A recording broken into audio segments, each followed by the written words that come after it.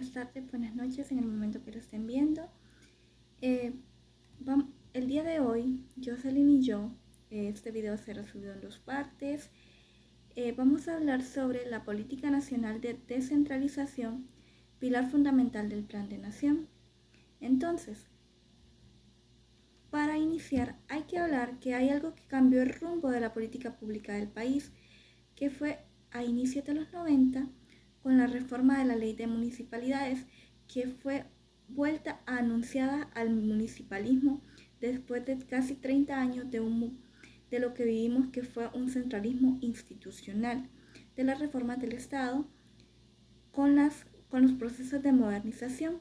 Esto marca un nuevo rumbo en la historia. También es importante delimitar que la principal estrategia o instrumento que fue y sigue siendo la descentralización para ello, la vamos a entender como el proceso mediante el cual se transfieren recursos, funciones, atribuciones y competencias del gobierno central, que es nuestro gobierno, que es nuestro estado, y el gobierno local, que son nuestras municipalidades. Entonces, hay dos cosas que pasan a largo y corto plazo.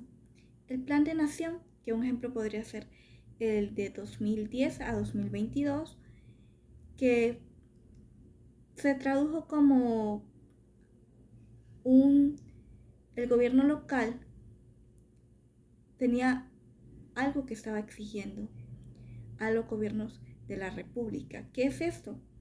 También en conjunto con la sociedad civil, hay que hablar de ello.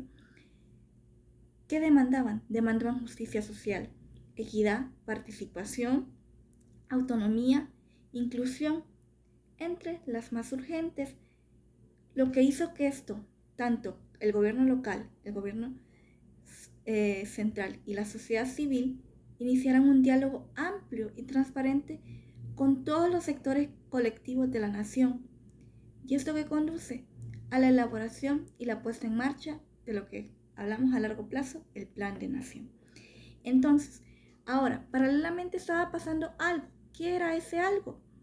La Secretaría de Gobernación y Justicia, en conjunto con los actores claves para el proceso de descentralización, conformaron una agenda mínima de descentralización que les permitió orientar las acciones institucionales de corto plazo para así crear lo que es en las instituciones, en las instancias de coordinación sectorial y multisectorial existentes, un dinamismo. Entonces, ahora entrando en materia, hay que hablar sobre algunos aspectos metodológicos.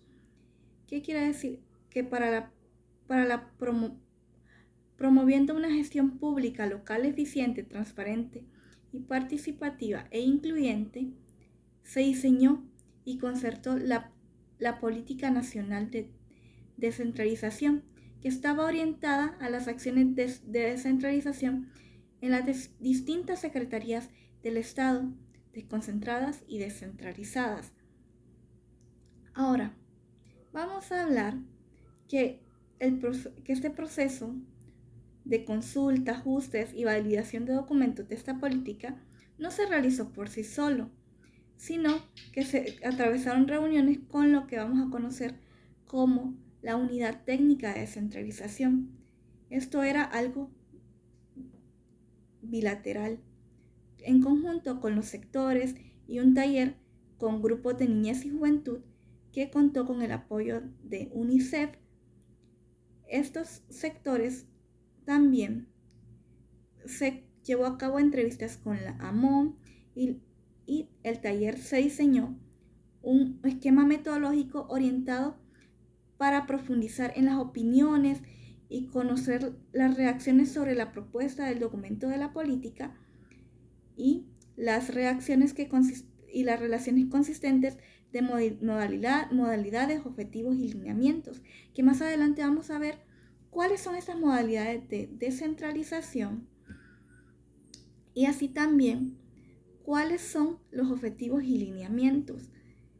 Ok, Ahora, vamos a hablar sobre los criterios consultivos, los criterios que construyeron estos lineamientos de política, porque obviamente tienen que haber estos criterios que se dieron con el objetivo de establecer, en lo posible, las relaciones en consistencia entre los lineamientos de los procesos de descentralización, las modalidades de descentralización y los objetivos y lineamientos.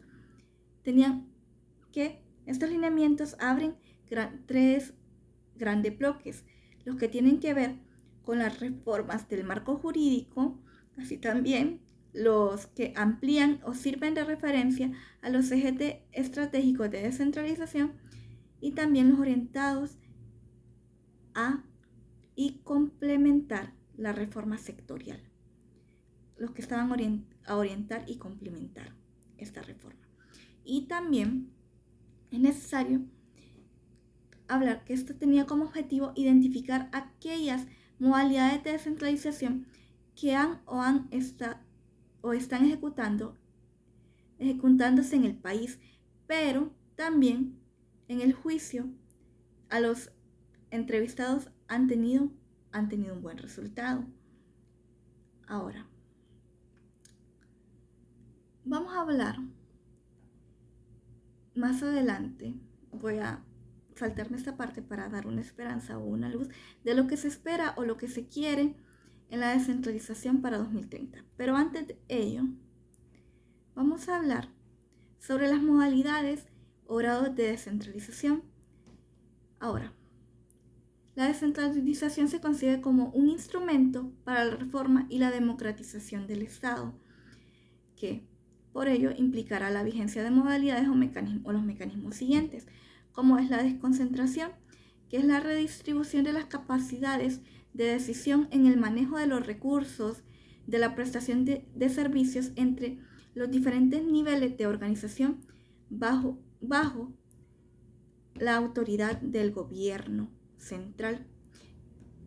Podría ser un ejemplo de ello la creación de las direcciones departamentales de educación, como por ejemplo la departamental de Francisco Morazán, la departamental de El Paraíso, las distintas departamentales que tenemos en educación en nuestro país, y también las regiones sanitarias que dependen de la Secretaría de Salud, que obviamente tenemos varias. Ahora, ¿qué también hay que tomar en cuenta en la desconcentración?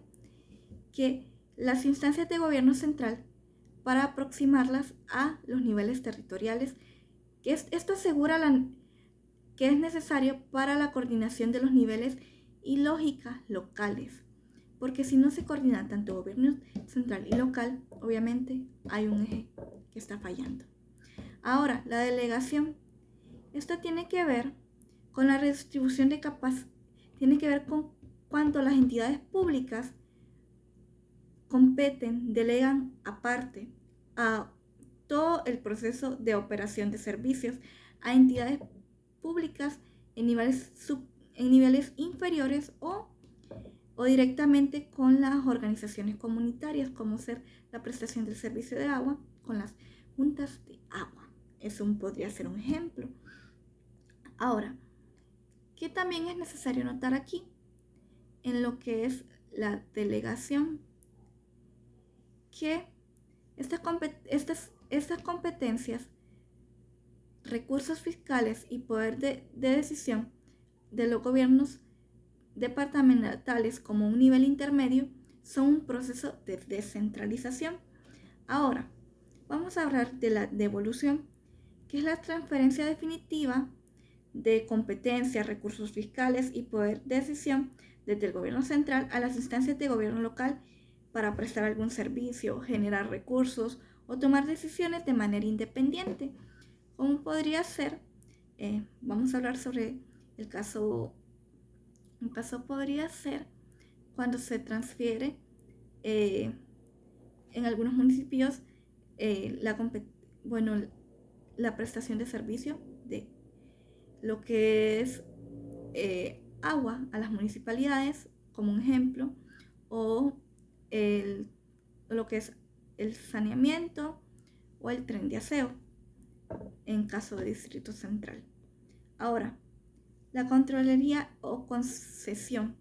Esto tiene que ver con la entidad pública, compete, contrata los servicios de personas naturales o jurídicas externas para una fase o todo el proceso de operación de servicio, que sigue siendo de carácter público, que no es como que algo se privatice o se tercerice, sino que solo se hace como mediante la licitación o adjudicación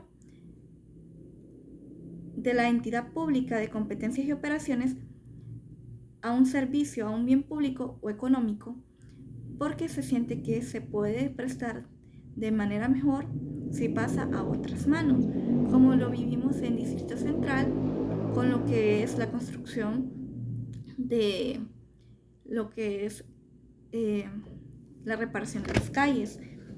Entonces, esto fue como una licitación que se hizo, o cuando se hace licitaciones para lo que es infraestructura. Ahora, también es importante hablar que estas competencias, recursos fiscales, son transferidos, pueden ser al gobierno local o mancomunidades, que más adelante vamos a ver que estas son importantes porque de alguna forma muchos municipios no tienen la capacidad para prestar o brindar un servicio y en consonancia con ello pueden unirse a otro municipio para mejorar y hacer más eficiente la prestación del servicio que fue transferido. Ahora, vamos a pasar a hablar sobre las formas mixtas, que es cuando las entidades públicas competentes vía convenios o contrataciones producen o operan en conjunto con entidades privadas servicios de interés público compartiendo costos y beneficios. O sea que no es como que solo las entidades privadas en teoría se van a beneficiar de lo que es de lo que es el beneficio, o van a costear lo que son los costos, sino que es un trabajo en equipo. Ahora, también es importante que así que hay diversas empresas sociales y gestión comunitaria que están involucradas en ello, como son ser las empresas de agua de Puerto Cortés S.A., DCB y las juntas de agua, como por ejemplo en consonancia pueden trabajar las municipalidades y las juntas de agua para prestar el servicio. Ahora, vamos a hablar sobre los niveles de descentralización. Esta descentralización, cuando nosotros pensamos en ella, solo la pensamos a nivel de gobierno central a gobierno local. Pero vamos a hablar sobre 4, aparte del gobierno municipal, que es la que nosotros estamos más empapadas, que es un órgano de gobierno y administración del municipio que existe para lograr el bienestar y promover el desarrollo integral y la preservación del medio ambiente, según nuestra ley de municipalidades.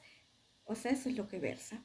Ahora, hablando de ello y entrando en materia, es importante decir que los principales actores departamentales y locales tienen que estar coordinados, tiene que haber una coordinación. Entonces, pero eso lo vamos a ver más adelante. Pero este gobierno municipal es el que tiene más cercanía con nosotros los ciudadanos y tendría en teoría que conocer las demandas y lo que nos convierte o lo que lo convierte en un nivel privilegiado, porque para ello la administración se delega y se delegan los servicios o bien la devolución en este nivel de gobierno. Ahora, ya hablando sobre el gobierno municipal, que es el que nosotros asociamos con la descentralización, vamos a pasar al gobierno departamental, que tiene que ver con la Ley de Ordenamiento Territorial, que le otorga a los departamentos un papel relevante en la concertación de políticas y estrategias, su evaluación y seguimiento, así como la coordinación entre los principales actores departamentales y locales, que era lo que hablábamos anteriormente, que tienen que ir en consonancia ellos para un correcto funcionamiento de nuestra institucionalidad, así también construir gobiernos departamentales democráticos, sugiere una consulta popular con competencias y atribuciones precisas en complementación con el nivel nacional y municipal. Porque ¿qué pasa en Honduras? Normalmente estos gobiernos no son electos. O sea, que las personas solo no conocemos, nosotros solo votamos por el gobierno central y el gobierno municipal. Pero estos deberían ser actores claves por los cuales nosotros deberíamos elegir. Debería haber democracia en ello. Ahora, vamos a hablar sobre las mancomunidades, que estas tienen que ver con la evidencia de que son algo cuando se unen más municipios para llegar a un fin, cuando no cuentan con las capacidades, recursos y también se podría decir competencias para brindar o prestar un servicio que fue delegado o devuelto a nuestro gobierno municipal. Y también es importante decir que tiene que ir para un nivel mayor de desarrollo, tiene que establecerse en las prácticas un instrumento efectivo del manejo de algunos servicios públicos y así también tiene que haber un plan de ordenamiento territorial de cómo se va a brindar este servicio y en qué áreas de los municipios. Ahora, vamos a hablar sobre las comunidades que están sujetas a un proceso de administración de delegación de un servicio, ya sea educación, salud e infraestructura, con resultados satisfactorios. O sea, ellas no tienen lo que es en nivel de descentralización, lo que se llamaría como la delegación, el poder decisorio. No tienen esa, como por decirlo así, la transferencia de ese poder, lo que conocemos como transferencia de poder. Ahora vamos a hablar sobre la situación actual o las condiciones de descentralización de Honduras. Ok, a partir de lo que marcamos como algo que marcó un rumbo diferente en la política pública, la ley de municipalidades, pasa algo. Nace el marco del programa de reforma de modernización del Estado. O sea que cuando estaba pasando la ley de municipalidades, nace la reforma y modernización del Estado, que planteó 4 grandes líneas de acción. La primera, la profundización de la democracia, el fortalecimiento del Estado de Derechos, que el Estado de Derechos es que quiere decir que todos estamos sujetos a la ley, las personas, las instituciones, las entidades públicas y privadas, incluyendo el Estado mismo. Nadie está exento, nadie tiene que estar exento de la ley. Pero vemos que eso no pasa en nuestro país. Y también la modernización de la política y la descentralización política administrativa y modernización de la administración estatal.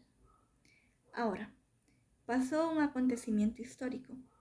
A partir del MISH, en 1998 al 2000,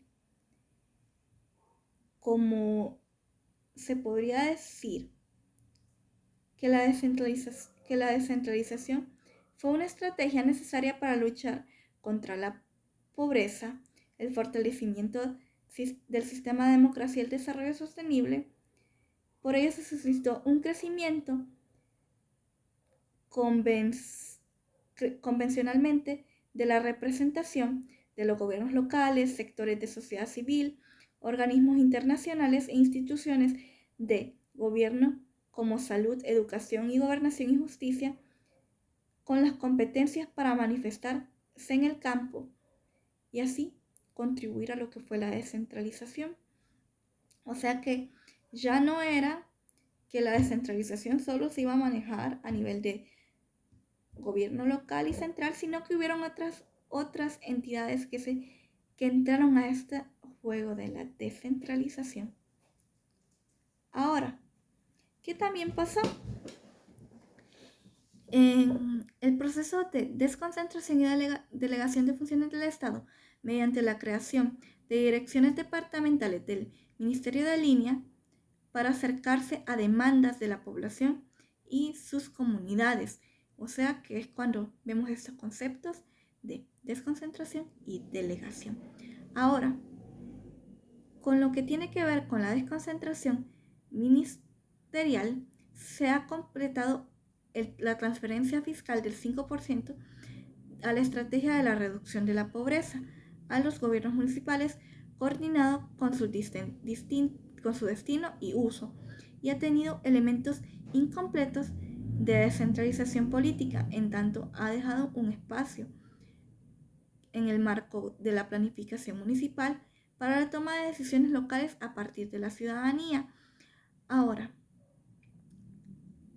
también hay que marcar que siendo complementada con un mayor esfuerzo fiscal local, que se podría decir que nacen, a pesar de que es un insuficiente mecanismo, la rendición de cuentas, el control ciudadano y la auditoría financiera de los organismos controladores del Estado central, o sea, mediante el Tribunal Supremo de Cuentas. Ahora, vamos a hablar sobre las principales oportunidades a aprovechar, que vamos a listarlas primero y de ahí las vamos a definir.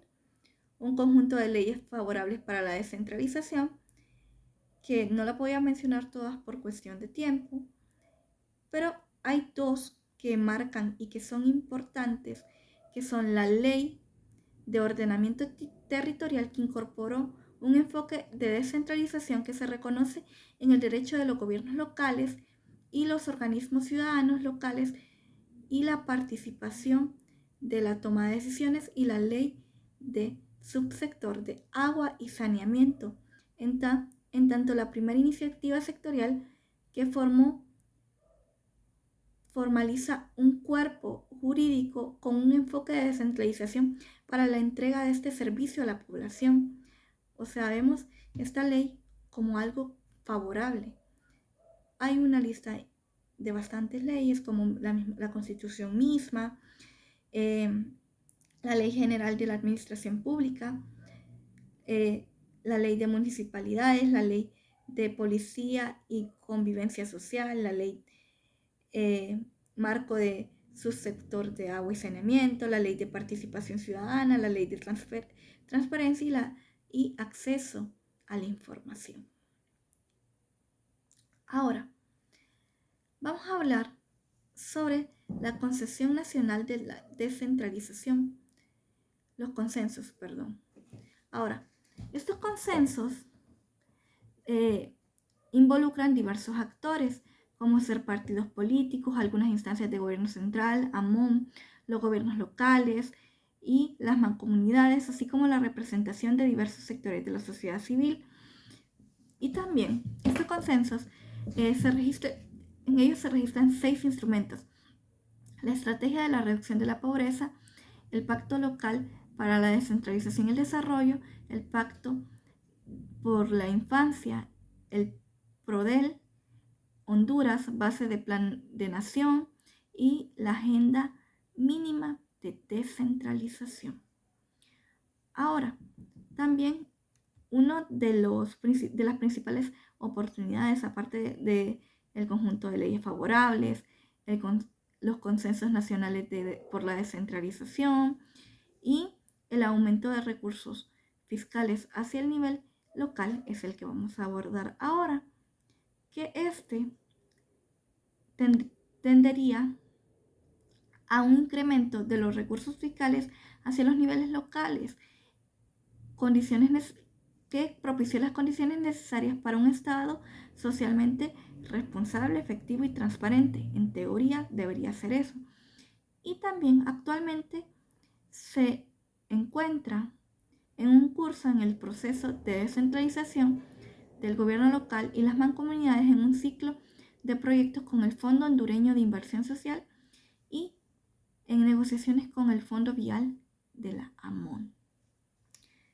También otra oportunidad que no se debería desaprovechar es las experiencias ganadas en el espacio local, que han implicado el desarrollo de procesos de modernización e innovación en la gestión pública local en aspectos relacionados con la planificación del territorio, finanzas municipales, participación ciudadana, ordenamiento territorial y prestación de servicios, como lo vemos en las oficinas municipales, que ya no son tan pequeñas, sino que tienen distintas direcciones que están dispuestas a velar por estas.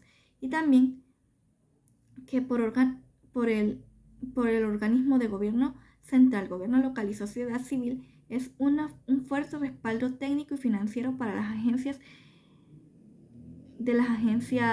de cooperación internacional, porque vemos que estas están más interesadas en trabajar con las municipalidades, como fue el enfoque focal que tuvo lo que fue Japón con las distintas municipalidades. Ahora, por último, para cerrar, otra oportunidad a aprovechar fue los avances en la gobernanza social e institucional que han realizado los primeros ejercicios de control de gestión pública local en las iniciativas animadas por la Secretaría de Gobernación y Justicia con las organizaciones de sociedad civil. En el proceso de descentralización, con la rendición de cuenta y auditoría social, estas tienen que ser esenciales. Ahora, aparte de estas oportunidades, hay limitaciones. ¿Qué vamos a hablar sobre estas limitaciones? Algunas de ellas son la déficit en la normativa jurídica política, la falta de un marco político para coordinar y complementar las reformas sectoriales en el proceso de descentralización, el desequilibrio territorial y la debilidad del aprovechamiento de las potencialidades del desarrollo y la limitada y desigual capacidad de la gestión de las municipalidades, la desigualdad de distribución del gasto y la inversión pública y la débil cultura de participación. Entonces, vamos a hablar sobre el déficit normativo, que no se dispone de un régimen especial del servicio civil municipal para asegurar la estabilidad laboral de los empleados y la sostenibilidad del proceso de los niveles locales. La vigencia de leyes favorables o vínculos de descentralización en el marco regulatorio está ausente una normativa única que regule todos los procesos de descentralización e integre la intervención de los actores mismos. No hay como una ruta clave para cada uno de los actores que quieren sumarse a lo que es la descentralización o están interesados en la descentralización. Ahora, vamos a hablar un poco sobre la falta de un marco político para coordinar y complementar las reformas sectoriales y los procesos de descentralización, que es un riesgo el abordaje aislado de la descentralización y no parte como un proceso global de la reforma del Estado, abordar problemas fundamentales del país con un enfoque sectorial y no intersectorial o integral, porque si no, tenemos a los sectores unidos y están cada uno por su lado jalando sus intereses, se puede dar una duplicidad de fuerzas, que esto no es conveniente. Ahora, vamos a hablar sobre el desequilibrio territorial y la debilidad del aprovechamiento de las potencialidades del desarrollo, lo que marca que hay en los 298 municipios existe una desigualdad en la dotación de recursos naturales, infraestructura vial, porque vemos que las carreteras de las principales ciudades, lo que conocemos particularmente como las ciudades desarrolladas del país, tienen mejores carreteras donde se desarrolla el desarrollo económico. Son las mejores carreteras, mientras que los otros lugares tienen inaccesibilidad. También la capacidad técnica de esfuerzos de trabajo, el acceso a los activos productivos de la tierra, Ahora, también hay que abordar otra de las, podríamos decir, limitantes que se enfrentan, es la limitada y desigualdad capacidad de la gestión pública. Es común que existan sistemas tributarios, administrativos, contables integrados y poco funcionales, además de criterios de cobro inequitativos, porque vemos que se le cobra justamente, entre comillas, a las personas de escasos recursos, pero lo que son las personas que tienen más poder adquisitivo no llegan a tener, no llegan a como pagar impuestos como ser las multinacionales, que es una deficiencia que tienen las municipalidades. Y ahora, también es importante decir que a veces es como no se crean mecanismos de alguna forma accesibles para ello. Ahora, vamos a hablar sobre la desigualdad de distribución del gasto e inversión pública, que esto tiene que ver con la deuda social, que ha existido desigualdad de la distribución de los gastos en inversión del Estado en desmedro de las zonas rurales y las zonas urbanas más pobres, y también el corredor del desarrollo, que es la concentración de la inversión y el gasto público en un solo lugar, en pocos lugares de nuestro país, y también el déficit cultural de la participación ciudadana, que a pesar de los avances obtenidos en la participación ciudadana, en la planificación municipal y la organización, siguen siendo pocos. Estos siguen, mejor dicho, siendo insuficientes para que pueda ser cubierta esta demanda. Ahora, hay que hablar sobre los principios generales, que son el respeto a la autonomía municipal, el fomento de la equidad, la transparencia, la participación ciudadana y el control social, la gradualidad, la subsidiariedad y la concertación, y las competencias claramente definidas en la rendición de cuentas. Ahora, es importante que se respete la autonomía municipal en el marco de los intereses de la nación y el marco de las competencias indelegables al gobierno central. También, en el fomento de la equidad, las acciones del fomento de la productividad pactadas entre los actores del territorio deben promover la inclusión económica y la redistribución más equitativa de la inversión y el gasto público. Así también la transparencia tiene que haber un conjunto de normas y criterios que garanticen que la población tenga acceso a la información administrativa de cada uno de los niveles de gobierno, no solo de su gobierno central. También la participación ciudadana y el control social, que hay que asegurar que las personas participen en la toma de decisiones, que no se vuelvan veedores, sino que actores de las decisiones de su localidad. Y también garantizar el espacio apropiado para el control social del gasto público. También la gradualidad, que tiene que ser que no de golpe delegamos o transferimos a nuestras municipalidades, sino que se va haciendo gradualmente. Y también la subsidiariedad, que tiene que ver que todo el Estado tiene que intervenir en aquello que la sociedad civil por sí misma es capaz de ejecutar. El Estado no debe intervenir. El Estado tiene que dejar que ellos puedan actuar. Y así también la concertación, que en ningún caso la transferencia de competencias por decisión tiene que ser unilateral, sino que tiene que ser bilateral. Y las competencias claramente definidas en la rendición de cuentas, propiciar e incentivar la rendición de cuentas de los gobiernos es necesario para crear una mayor confianza en nuestra ciudadanía. Ahora también la complementariedad, uno que se me olvidó, interniveles del Estado, para que todos en consonancia vayamos trabajando y no haya lo que llamaba anteriormente la duplicidad de esfuerzos en las actividades.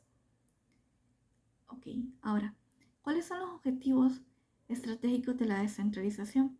Vamos a hablar sobre el objetivo general, que es la contribución del desarrollo equitativo, eficiente y sostenible del país,